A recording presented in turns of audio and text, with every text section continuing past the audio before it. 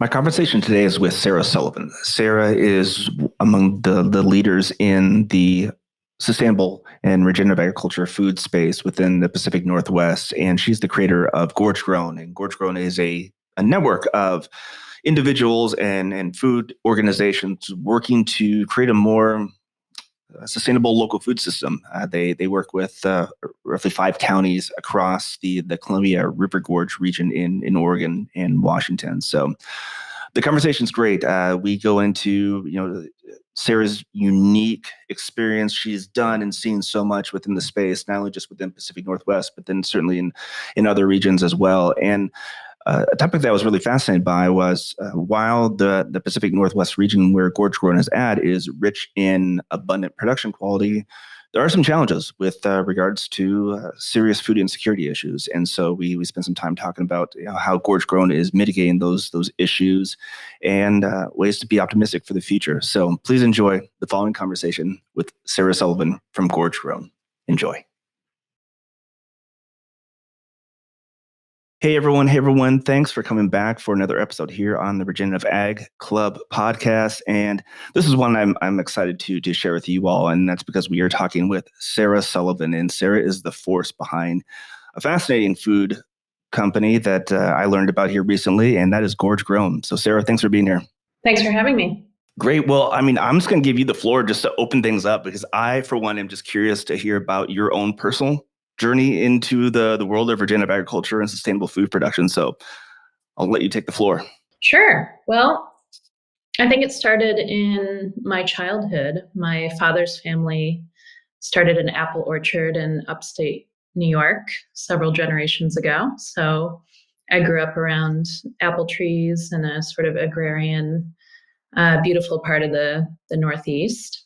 And it was in college through Long Island University where I entered a study abroad program that was in Australia. That was all about what we called back then sustainable agriculture, and took a permaculture course and just really had an incredible, inspiring, life-changing experience that was very land and place-based. And that sort of inspired me to dedicate my career to this field of local food and food access and how to restore the land via agriculture.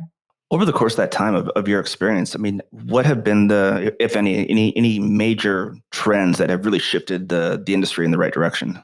Well, I think where we are, just the shift from a reliance on imported food to the passion for a local resilient agriculture system. So Gorge Grown Food Network is a nonprofit. We're based in the Columbia River Gorge of both Oregon and Washington. That is an hour east of Portland, Oregon. And it's a really interesting place to live. So huge mile-wide Columbia River in between the two states. A really varied climate. So in Cascade Locks, we get, 80 inches of rain a year, and about 30, 40 miles to the east is a desert. So we have a lot of, an ability to grow just about anything in this region, aside from tropical food. And unfortunately, that also means that it's an isolated place where, when an ice storm comes in the winter, which is frequent, or, a pandemic when people are stocking up, then our grocery store shelves go bare. So for better or for worse, the last couple of years in particular has really inspired a lot of people to start buying more local, start thinking about where their food comes from, and kind of double down on supporting the local farmers in our area, which has been one silver lining and amazing to watch. No, absolutely. And one thing I caught on your website too was, you definitely do a good job of presenting, some of the harsh realities too about some of the food insecurity issues within the region there. Can you speak to that and just, how that really kind of drives the mission that you're doing with Gorge Grown? Yeah, absolutely. Here in our region, there's just incredible disparities between, folks that are moving and buying land at incredible prices now. We have the most expensive farmland in the state of Oregon. The average home price is $690,000. And in the meantime, there are a lot of working folks who are, tending to the orchards. We're one of the most prolific pear growing areas in the world, and doing a lot of other, low paid work. So about 1 in 3 people in the Columbia River Gorge are food insecure or don't know where their next meal will come from. So, and those rates of hunger are much higher among historically oppressed populations, especially Latinx and the Native American population in this area. So we've kind of shifted a lot of our work from, farmers markets and value-added products, although that's still part of what we do and what we see as important in this sort of fabric of a local food system. But more importantly, how do we get fresh, local, quality food to areas of the gorge that are 40, 50 miles from any grocery store? So that's kind of more of what we're focused on now. We have a whole suite of programs that are interrelated and aimed at both growing the local food system and then providing food access to folks who really need it.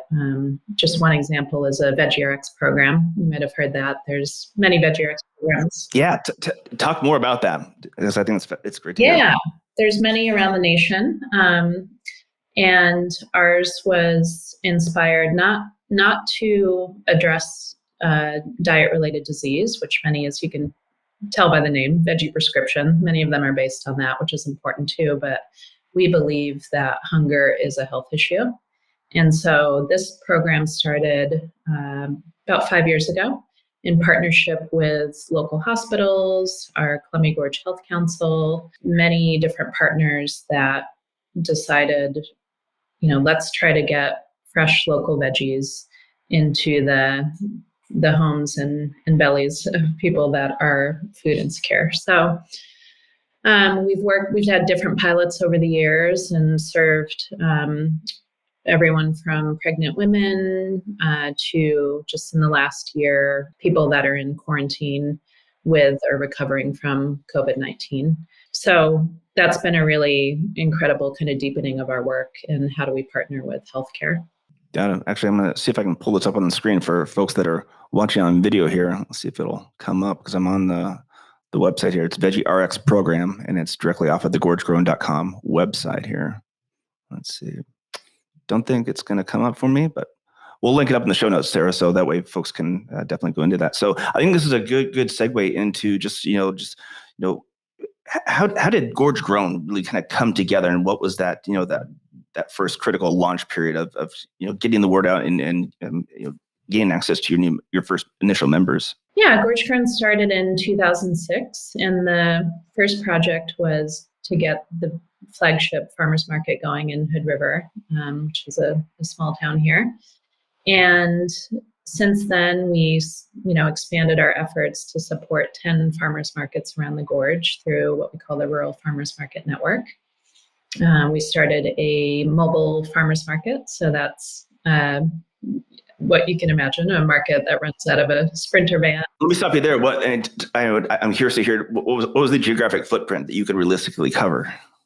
Huge. It's 5 counties in 2 states, about the size of Connecticut, with 75,000 people spread across all of those counties. No, continue on. I talk more about the kind of the origin story of Gorge Grown, but I was fascinated to hear about the mobile farmers market. Yeah. So, I think at first we were really focused on just education, helping people understand why local food is important. We've spent a lot of time supporting farmers to scale up and, brand their business, learn how to, create websites and properly manage staff. So a lot of technical assistance to food and beverage businesses. And yeah, I think one of the biggest shifts that we made a few years ago was forming what's called the Columbia Gorge Food Security Coalition.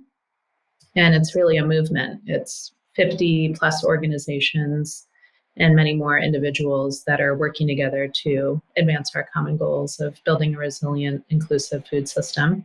And so that group has several working groups, kind of overlapping with various organizations' work, but everything from farmland preservation and access to tribal food sovereignty. You can hear the complexity of the work, but I think that's the only way to approach building a really strong, resilient, regenerative agriculture system is getting everybody around the table and really thinking big picture around what does the local food system look like. It's not just farmers markets, right? It's not just VeggieRx. It goes way beyond that here. So very good. Yeah. So for folks that are watching on video here, I was able to pull up the screen share showing the Gorge Grown Food Network website here. So Sarah, if there's any particular areas that you want me to go into that highlight about just what more overview detail about the programs. Yeah, one of the things that just popped up there on the screen is our gleaning program. Nothing new, actually, an ancient practice, but this is where we gather volunteers to go and rescue, if you will, food that would otherwise go to waste on farms, and then volunteers can keep about 50% of that food, and the rest of it goes to banks and other food access sites. So that's something we just rolled out in the last couple of years, and it's been especially uplifting this last year, where people can gather outside and put their hands on some food and be together while being distanced and safe.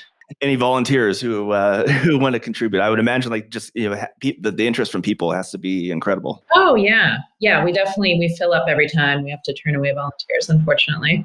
If you want to look at the Food Security Coalition, that's under our work,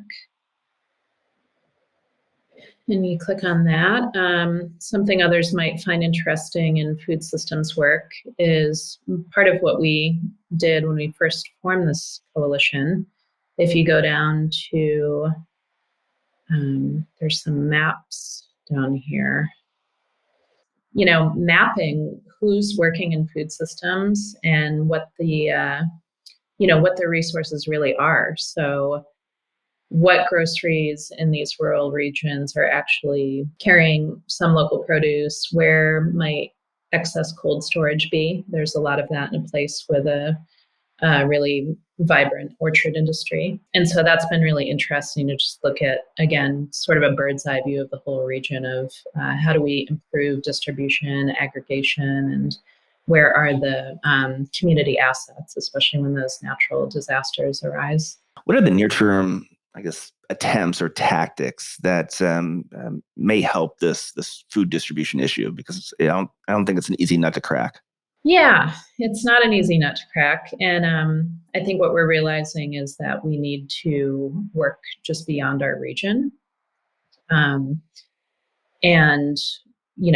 think about distribution and efficiency of moving food throughout the Pacific Northwest. So I'm also part of a statewide Oregon Community Food System Network, and we have something we call the Food Hub Club, and that's organizations like Gorge Grown and others around the region who are starting to really think about aggregation, distribution, but how do we move food regionally, right? We're about 3 hours from the coast of Oregon. So if you just think about traditional trade routes, there was people moving, fish and salt inland and bringing back what we can grow in the Columbia River Gorge for millennia. So we're also looking back to traditional food systems to inform what we're doing today. No, it's a great program. That has to be, I can see how other food hub businesses around the country would take to that and implement that within their own local communities. So I'm excited to see the success that hopefully that can drive. Can you give an overview for folks that may not be familiar with Gorge Grown in terms of the spectrum of producers that you work with? Sure. Like I said, in this area, there's a wide variety of produce, grains, critters, everything you can imagine being grown in such a varied climate. So on the western side of the gorge, there are hundreds of orchards, mostly pear and apple, and then a variety of vegetable growers. And that's mostly who we work with directly through our farmers market. There are grains grown east of here. So there's a huge wheat industry in the county of Wasco and Sherman. And then there's a fisheries industry. So the Columbia River Gorge is well known for salmon fisheries, and the indigenous people that live here are working to restore the salmon fisheries. And then lots of berries and, lots of animals. So lamb and beef and pork you can find at any of the markets around here. So it's a delicious place to live. I can imagine. Yeah, I think that would be my number. Well, no, it'd probably be so I'm basically in the Midwest here in Omaha, Nebraska, and I fell in love with that entire region the first time I visited many, many years ago, and just continue to enjoy it every time I go back. But when you told me about those real estate prices, that's made me pause a little bit now.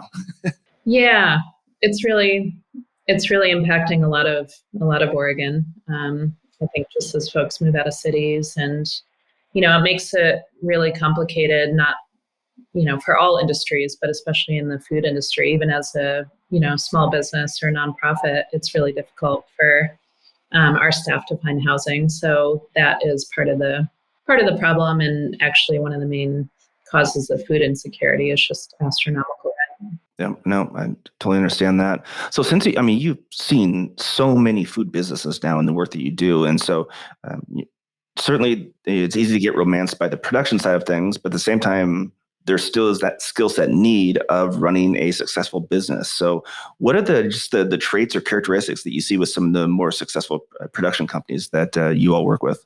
I think the story of this region is compelling, in the story of the people that are growing and producing food. There's some beautiful branding around here where you'll see, the jar of sauerkraut with, the signature of the people who make it on the jar, and the brief description of where the food is being grown that they're actually fermenting. So I think there's something unique about our region in that way. And certainly, the foodie scene in Portland and around the Pacific Northwest, I think this area is recognized as kind of an agricultural center of the region. I think some of the farms that are really diversifying their products are having more success. Some of the orchards that are solely reliant on exported pear production have had a very difficult time in the last few years. Everything from tariffs that ended up closing some of the international markets to labor shortages. And then, of course, most recently, COVID-19 impacting farm workers in a disproportionate way. So the orchard industry is having a really difficult time here, especially with those rising costs of land. So I think we're trying to think about what's next, right? How do you pull more products that have as much of a local identity as orchards and pears do out of the ground, while thinking about the environment and the impacts on the water and all of those important things. And I guess for the workforce opportunities in this space certainly is not going to go away, and there's probably just a multidisciplinary need of different areas. And it's not just ag; it's science and chemistry and engineering and things like that. So, for young people that want to take a serious look at making a career of the regenerative ag side of things, it could be on the work similar to the work that you're doing, or on the production side. What's your advice to somebody that is going to be graduating here in the years ahead? Yeah, great question. I was personally really inspired by the program I mentioned through my university. And I think it just takes one passionate teacher to inspire youth to get into, any field. But so I have a kind of a passion for regenerative ag showing up in school, high school, college. And I think actually career-wise, there's a lot of opportunity at universities that are making that a priority. So we work really closely with Oregon State University, Washington State University. I think just getting out there and getting experience We believe in fair pay for all of our staff and interns. So I think those opportunities are out there where you can find certainly an unpaid internship, but right now labor is short. So I think, the way my career started was just getting out in the field. Right after college, I moved out to Hawaii and worked on farms and got my hands dirty and started working with a nonprofit out there called Hawaii Seed, and learning about the complexity of agriculture and the most isolated landmass in the world, and don't regret that at all. What an incredible experience. So I think just getting out there, and I know when I'm hiring, I look for people that have had that diversity of experience and gotten their hands dirty, so to speak, in this work. No, it's great advice. Sarah, this has been an absolute pleasure. I'm going to give you the last word on all this. Can you take us out just with what you envision the future holding for Gorge Grown, and then where do you want folks to connect with you all online to continue to follow your work?